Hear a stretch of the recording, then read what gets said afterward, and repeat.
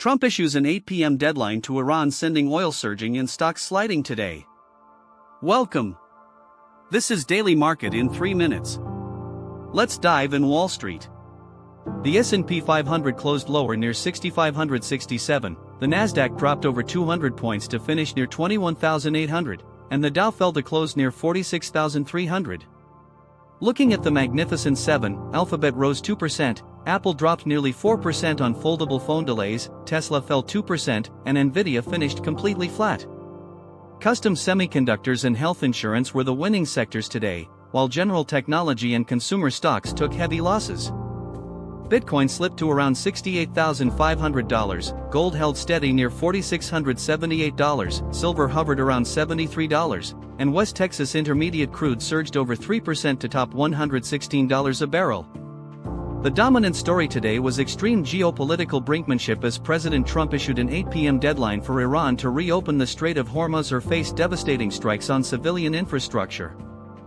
Following United States military strikes near Karg Island, global energy markets panicked. This imminent war threat directly caused the massive surge in crude oil prices and weighed heavily on the broader stock indices as investors fled risk assets. In corporate news, Broadcom and Google announced a massive extension of their artificial intelligence chip partnership through 2031.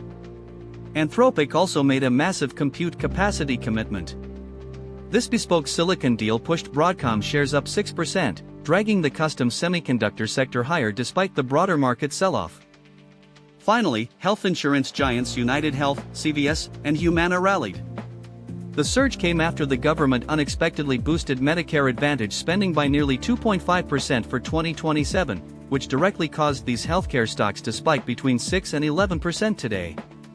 The 10-year Treasury yield rose to 4.35%, the 10- and 2-year yield spread widened to 31 basis points, the dollar index held near 100, and the VIX fear gauge spiked to 26.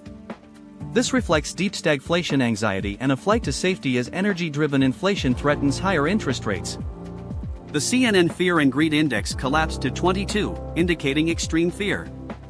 This implies pervasive dread among investors over the Middle East conflict, with put option buying topping 2008 financial crisis levels.